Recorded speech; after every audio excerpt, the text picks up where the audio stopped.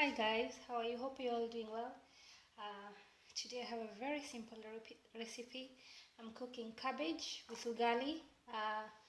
This is my cabbage. I've just chopped it and washed it. Just chopped it very thin. It doesn't have to be particularly thin. It's the way you prefer it. I'm making it with some lamb, so I'm using minced lamb. That's less than three, can't remember the kgs anyway, but I'll write it down there. I'm using fresh tomatoes. Those are 2 fresh tomatoes, 1 onion. I'm using beef stock, but if you have chicken stock, vegetable stock, you can use that. I have 1 chili as well. I'm using tomato paste, tomato puree, and some curry powder. You will definitely need some cooking oil. I'm using sunflower oil. And to make the ugali, where I come from, we call it ugali. It's a mixture of maize meal. So I'm using this one called Iwisa. It's from South Africa. It's called super maize meal. So what I do is just boil some hot water, and then I mix it until it forms a little soft dough but cooked. So anyway, I'll take you through it slowly. So meanwhile, I'm gonna bring you over to where my pan is getting hot, because I'm going to brown my meat.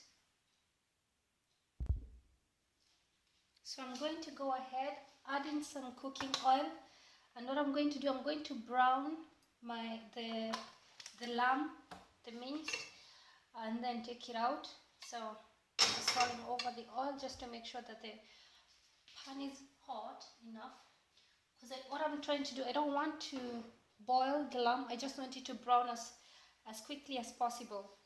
So I'm just gonna, yeah.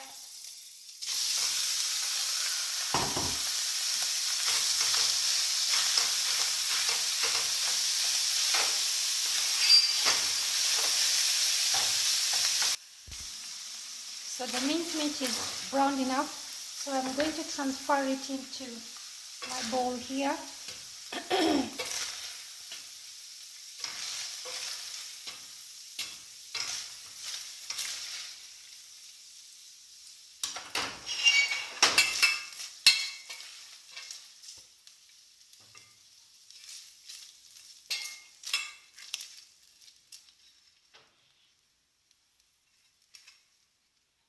So that's up. Set that aside.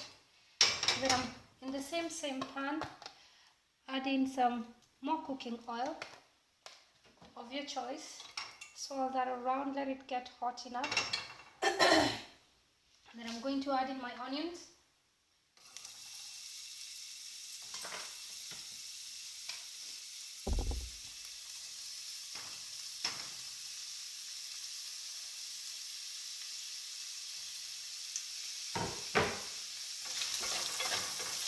So let this cook until it's soft and the onions have, the color has gone to translucent. That will take 3-4 minutes. So my onions have softened. I'm going to go ahead and add in the tomatoes and the chili.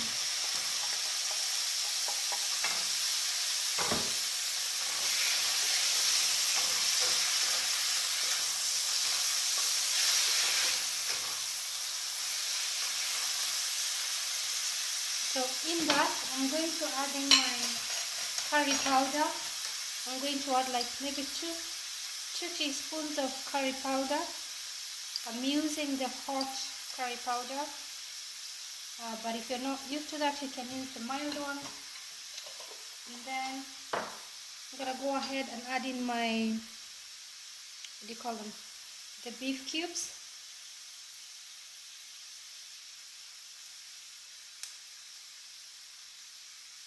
And the tomato puree.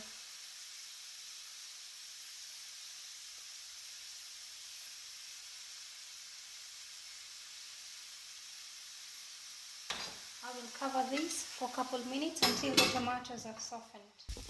So the tomatoes have softened a little bit.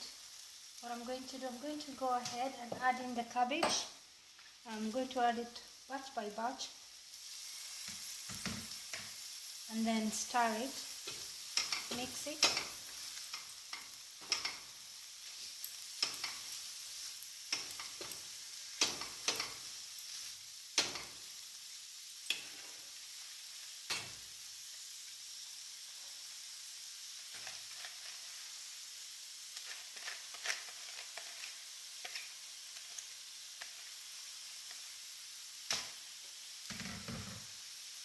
So with the top one, I'm not going to mix it. I will just cover it, let it simmer, and it's going to go down in size, so it'll be easier for me to mix it up. So I'm gonna let it cook for maybe 5 minutes.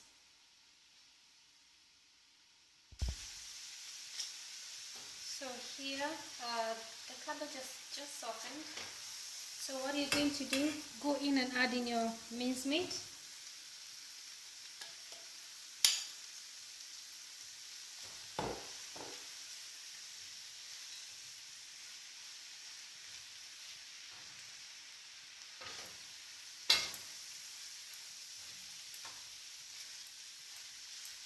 If you want this to be a vegetarian dish, what you just do, you avoid putting the lamb, and it's very nice by its own. It's some rice on a wrap, very nice with ugali.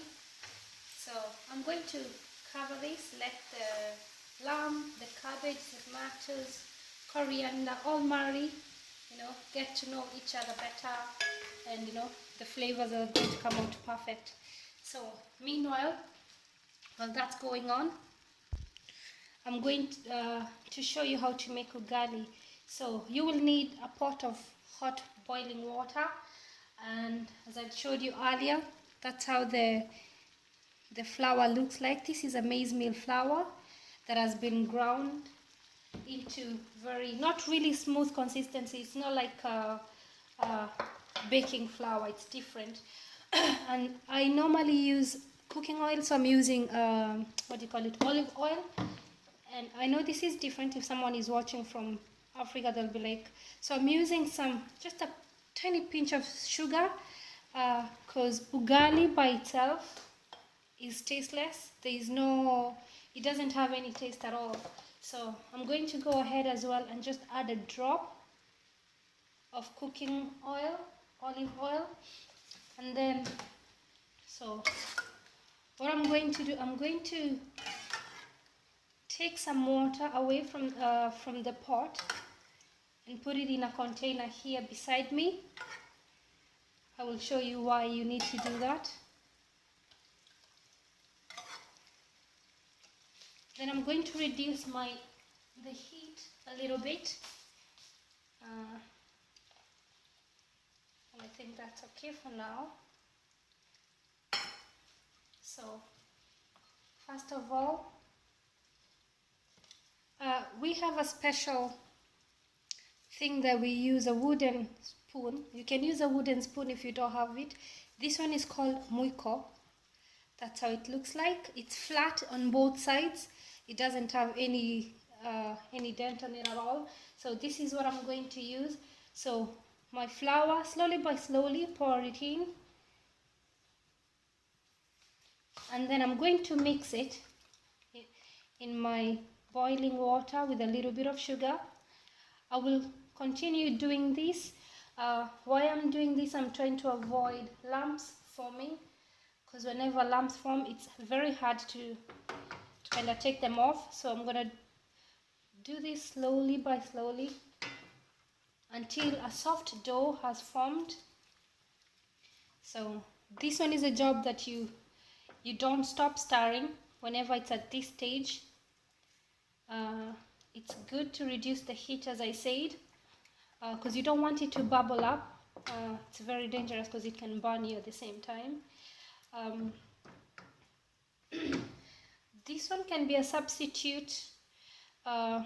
West African eat what they call, there is fufu, there is gari for, I think, Ghana, and ugali is eaten in in Kenya, Tanzania and Uganda, and in South Africa it's called pap. So different countries in Africa call it different names, but this one in South Africa is the same, just cooked a little bit different. In Kenya we tend to cook it until it's a little bit soft, just a little bit soft but still hard at the same time. So you can see how it's forming, it's starting to thicken, and as I said, I will continue doing this until I'm satisfied with the amount of ugali that I'm making.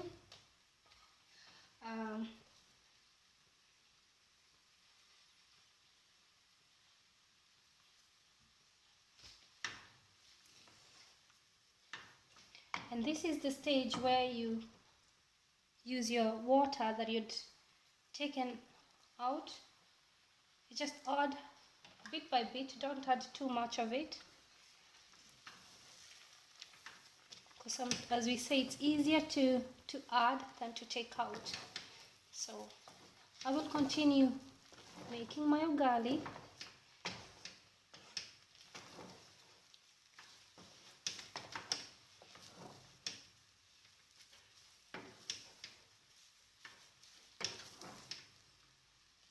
I will add more flour.